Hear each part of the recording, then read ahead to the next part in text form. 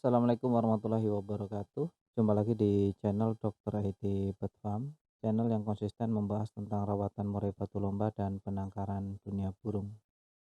Teman-teman, tema kali ini saya ingin membahas mengenai murai batu jangan dilombakan dulu. Jadi ada tanda-tanda kalau teman-teman menginginkan murai batunya prestasi atau juara satu, maka hal-hal seperti ini jangan dilombakan terlebih dahulu. Ya.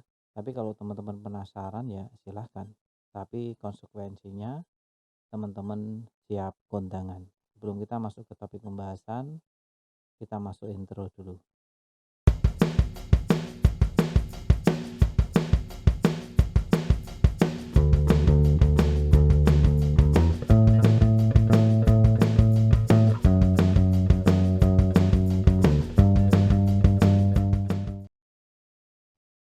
Membahas murai batu lomba, ya, kita harus tahu kapan maju, kapan berhenti, ya, dan kapan mundur. Nah, kali ini temanya tentang murai batu jangan dilombakan dulu jika murai batu teman-teman masih mengalami hal demikian. Yang pertama, murai batunya gacor terlalu over. Jadi gacornya itu benar-benar ngawur-ngawur, membongkar-bongkar materi saat di rumah. Untuk murai batu yang keseringan membongkar materi saat di rumah ini bongkar materinya ini tidak terkontrol dan tidak terkendali, teman-teman. Jadi dia semau dia asal bongkar-bongkar materi. Nah, ini perlu dicatat, tidak semua burung murai batu gacor itu bongkar materi dan tidak semua burung bongkar materi itu gacor. Perlu dipahami ya. Bongkarnya tanpa sebab juga membongkar-bongkar materi. Nah, burung seperti ini biasanya tidak akan jalan saat di lomba. Kalau saya membahas biasanya, berarti untuk persentase lebih dari 98% burung murai batu yang membongkar materi saat di rumah atau sering keluar-keluar bocornya over itu tidak akan jalan. Hanya 2% saja, itu sedikit sekali. Kalau burung murai batu bagian dari 2%, ya monggo silahkan. Ya, saya tidak memaksa.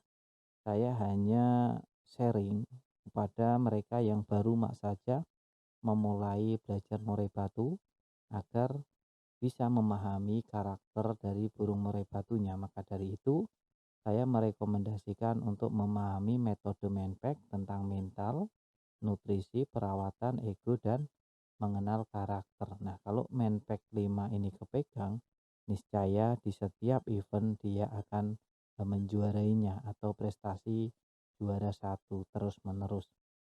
Orientasi kita kan itu. Jangan sampai kita mengaku hobi yang mencintai proses, tapi giliran lomba kalah nggak terima. Lomba kalah ngamuk-ngamuk. Ya, katanya hobi mencintai proses apa ya? Kalau hobi dan mencintai proses, setiap lomba kalah menang ya harus diterima, ya. Kalah menang harus diterima. Kalau sekiranya tidak cocok dengan IO atau tempatnya, ya teman-teman jangan ke situ lagi, ya. Jangan segitu lagi, tinggal pindah tempat. Lah ini sudah bilang udah nggak terima, tapi besoknya masih ke situ. Itu namanya menjilat lidah sendiri. Nah, itu yang perlu dipahami. Bermain burung murai batu, selain dari taktik yang pinter, kita juga harus mengendalikan ego dan ambisi. Manpack yang 4. Ego memahami dan mengenali karakter dari murai batu juga penting. Kapan tahu kita harus berangkat lomba, kapan tahu kita harus bertahan. Dalam artian mengkondisikan burung murai batunya. Itu yang ke-1 tentang bocor. Yang kedua, murai batu berak kapur. Untuk murai batu teman-teman yang masih berak kapur, apalagi diimbangi dengan bau menyengat, ya jangan dilombakan dulu. Kondisikan dulu murai batunya, ya. Itu tandanya murai batu teman-teman dalam keadaan kurang fit. Yang ketiga, mengembangkan bulu. Burung murai batu sebelum lomba jika masih mengembangkan bulu, saya kira nutrisi dan tenaganya juga akan drop atau berkurang. Jadi coba teman-teman pahami, murai batu yang masih mengembangkan bulu saat di rumah sebaiknya jangan dilombakan. Murai batu yang demikian itu menginfokan kepada majikannya bahwa dia sedang dalam keadaan tidak baik-baik saja. Dia butuh istirahat. Maka dari itu, murai batu yang seperti ini sebaiknya teman-teman eh, kondisikan ya, kondisikan, jangan dipaksa lomba. Terus murai batu yang masih mengeluarkan tatapan kosong yang keempat. Jadi jika sesekali murai batu kita bengong, dalam artian dari rumah dia udah oke, sesekali bongkar materi, giliran dibawa ke tempat lomba, dia malah bengong. Ya, bengongnya itu bengong tatapan kosong. Nah, jika murai batu yang masih bengong tatapan kosong, meskipun nanti dianya sudah sadar, dalam artian sudah nggak tatapan kosong lagi, sebaiknya jangan. Kalau di hari itu masih ada bengong, ini hindari, benar-benar hindari. Kembali lagi, ini strategi untuk 100% kemenangan di setiap lomba. Kalau teman-teman ingin menghindari kekalahan, maka lakukan langkah-langkah ini. Ini yang keempat. Yang kelima, berak sembarangan. Jadi yang tadi ada berak kapur, yang kelima berak sembarangan. Kalau murai batu itu kan tangkringannya nyilang, yang atas ke kanan, ya, yang atas ke utara selatan, yang bawah ke timur barat. Nah, itu kotorannya di setiap sudut ada semua, di setiap lingkaran ada. Nah, jika murai batu yang masih kotorannya belum bisa satu garis, sebaiknya teman-teman kondisikan dulu murai batunya. Saran saya, murai batu teman-teman untuk mentalnya yang demikian perlu ditata ulang. Itu saran saya kalau teman-teman mau orientasinya ke 100% kemenangan.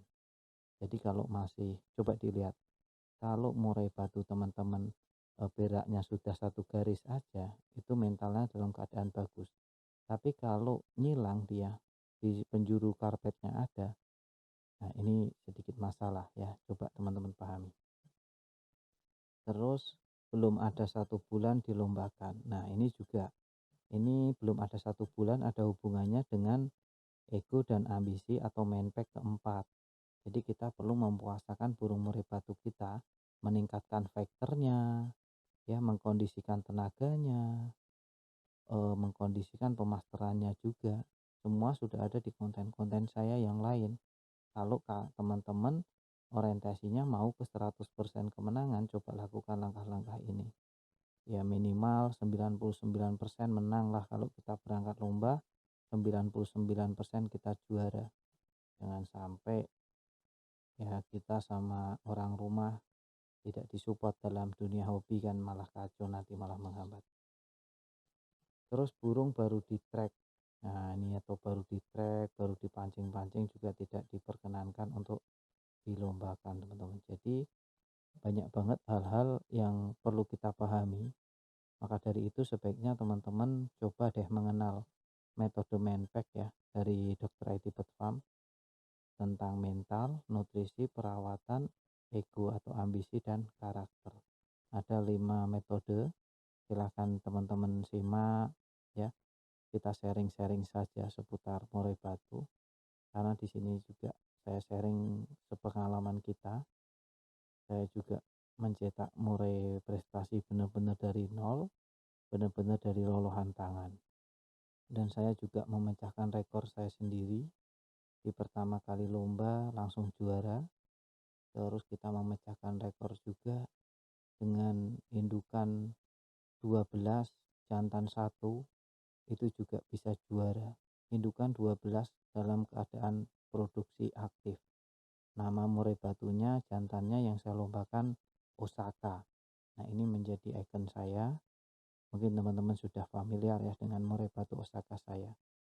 Di terakhir lomba ini sebelum dia mabung, dia mampu memenangkan 99%. Setiap kita berangkat dia pasti juara 99. Dia gagal sekali karena dia mau mabung, turun bulu, ya dia kurang perform, tapi dia tetap kerja tapi kurang. Maka dari itu setelah itu kondisikan burungnya mabung dan belum lomba lagi. Sampai detik ini kita belum melombakan lagi, nanti kita update terus.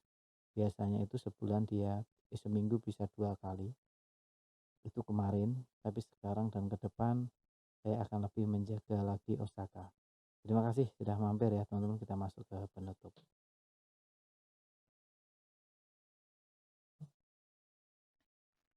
Perlu dicatat teman-teman sebelum kita mengakhiri video ini, bahwa video ini sebenarnya ditujukan untuk mereka agar lebih waspada untuk menjaga murai batunya.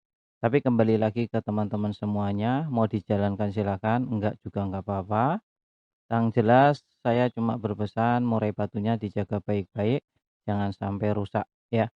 Dan perlu dicatat juga setiap murai memang memiliki karakter yang berbeda-beda.